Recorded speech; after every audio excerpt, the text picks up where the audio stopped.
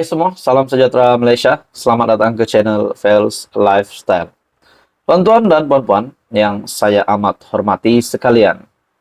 Setelah pendedahan Perdana Menteri Datuk Seri Anwar Ibrahim berkaitan dengan ketirisan RM4.5 triliun, rasuah dan ketirisan. Setelah pendedahan ini dilakukan, keputusan Perdana Menteri untuk siasatan dilakukan untuk menyiasat dalang ataupun menyiasat apa sebenarnya terjadi dan siapakah yang menyebabkan sehingga lesapnya RM4.5 triliun dana negara ataupun duit negara, sehingga kan ini satu jumlah ataupun satu dana, jumlah wang lah, jumlah duit yang besar yang lesap 26 tahun kebelakangan ini sebelum pimpinan Datuk Seri Anwar Ibrahim. Nah, pada akhirnya saudara-saudara, setelah kita digemparkan dengan banyaklah isu rasuah, setelah Datuk Seri Anwar Ibrahim menjadi Perdana Menteri, ada saja pendedahan SPRM yang dilakukan, pendedahan tentang rasuah, skandal, penyelewengan dana, pengubahan wang haram.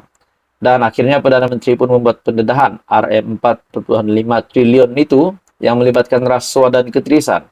Nah, saudara-saudara, hari ini pula kita digemparkan dengan tangkapan. Bukan satu, bukan dua, bukan tiga, tetapi 47 pengarah syarikat dijangka direman buat tuntutan palsu penjana. Artikel ini diterbitkan pada 16 Mei. SPRM, Suruhanjaya Pencegahan Rasuah Malaysia, akan melaksana perintah reman kepada 47 pengarah syarikat yang ditangkap dalam Op Hire 2.0 berkaitan program insentif, pengambilan pekerja dan program latihan penjana di seluruh negara. Kesemua ditahan berusia 30 hingga 70 tahun, juga pengarah syarikat yang mengemukakan tuntutan kononnya mengendalikan program pengambilan dan latihan pekerja kepada pihak Pertubuhan Keselamatan Sosial. Bagaimanapun program itu tidak dilaksanakan, namun tuntutan dilakukan kepada kerajaan. BH difahamkan jumlah tuntutan yang terbabit setakat ini adalah antara RM450.000 hingga RM2 juta. Mereka yang ditahan terdiri daripada 14 wanita dan 33 lelaki dalam operasi dilakukan SPRM sejak petang semalam dan akan dihadapkan ke Mahkamah Magistrat di seluruh negara pada hari ini untuk permohonan reman di bawah Seksyen 117 Kanun Acara Jenayah.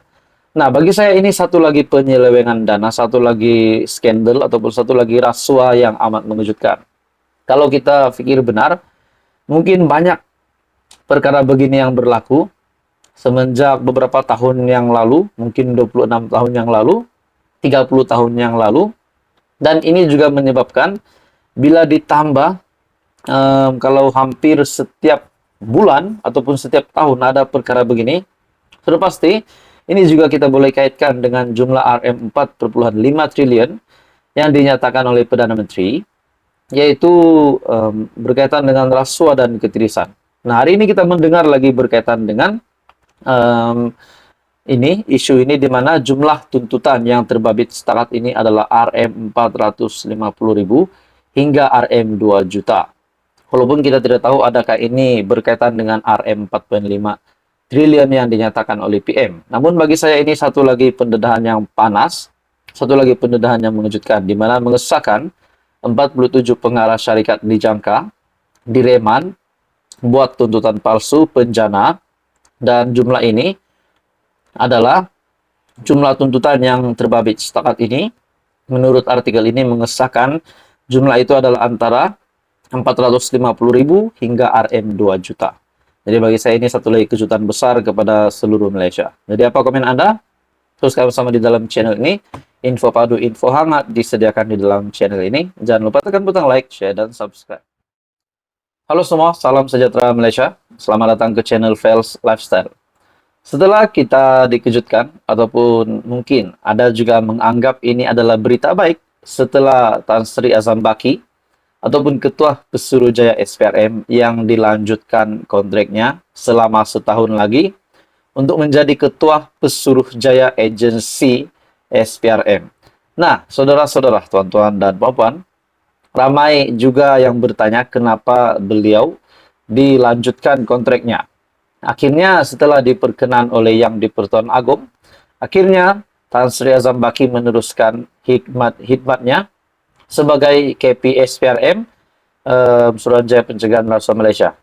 Sebelum ini, kita digemparkan dengan kenyataan Perdana Menteri Datuk Seri Anwar Ibrahim berkaitan dengan ketirisan RM4.5 triliun rasuah dan ketirisan sepanjang tempoh 26 tahun kebelakangan ini. Nah, saudara-saudara, setelah pendedahan ini dibuat oleh Datuk Seri Anwar Ibrahim, sudah pasti ramai yang mengambil respon positif bahwa untuk menyiasat perkara ini, keputusan yang diambil oleh Datuk Seri Anwar Ibrahim adalah keputusan yang terbaik. Nah, pada hari ini pula tiba-tiba ada pendedahan yang mengejutkan Anwar Ibrahim kepada Azam Baki, di mana kata PM, khidmat memuaskan, punca kontrak Azam Baki disambung. Nah, pada akhirnya Datuk Seri Anwar Ibrahim membuka cerita kenapa Azam Baki dilanjutkan kontraknya.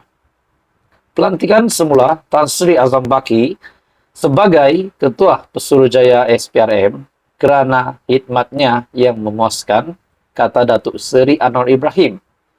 Perdana Menteri berkata, walaupun mula dilantik meneraju Suruhanjaya itu ketika pentadbiran Tan Sri Muhyiddin Yassin, Azam menjalankan tugas dan mengambil tindakan tanpa memilih puak atau parti.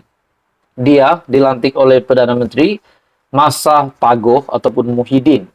Dan walaupun ada isu dibangkitkan dahulu, dari segi kerja saya tengok, saya bagi kelonggaran dan wewenang sepenuhnya kepada SPRM serta Peguam Negara untuk menjalankan tugas. Dan setakat ini saya lihat, mereka menjalankan tugas dengan memuaskan. Azam ambil tindakan tanpa memilih puak atau parti, katanya, pada sidang media, selepas mempengerusikan Mesyuarat Majlis Tindakan Ekonomi Negara. Azam Baki dilantik semula sebagai Ketua Pesuruhjaya SPRM berkuat kuasa pada Jumaat lepas. Dan perkara itu dimaklumkan Ketua Setiausaha Negara Tan Sri Muhammad Zulkifli Ali menerusi satu kenyataan. Beliau dilaporkan berkata, pelantikan semula Azam adalah untuk tempo selama setahun dan diperkenankan oleh Yang di-Pertuan Agong Al-Sultan Abdullari Ayatuddin Al-Mustafa Bilasha. Nah, jadi saudara-saudara, walaupun lantikan Ketua Pesuruhjaya SPRM, Tan Sri Azam Baki awalnya dilantik oleh Perdana Menteri sebelum ini, semasa kepimpinan Perikatan Nasional, semasa Muhyiddin Yassin menjadi Perdana Menteri. Jadi memang ada ramai yang cakap-cakap, mungkin Datuk Seri Anwar Ibrahim akan memecat ataupun tidak akan menasihati Yang di-Pertuan Agong supaya lanjutan kontrak Azam Baki itu. Namun pada akhirnya pengurusi PH ataupun Presiden PKR ataupun Perdana Menteri akhirnya mengambil keputusan untuk meneruskan khidmat Azam Baki sebagai Ketua Pesuruhjaya SPRM. Saya pasti ini pasti mengejutkan Muhyiddin Yassin yang melantik Azam Baki pada mulanya. Jadi saudara-saudara, apa komen Anda? Teruskan bersama di dalam channel ini untuk info yang seterusnya. Info padu, info hangat disediakan di dalam channel ini.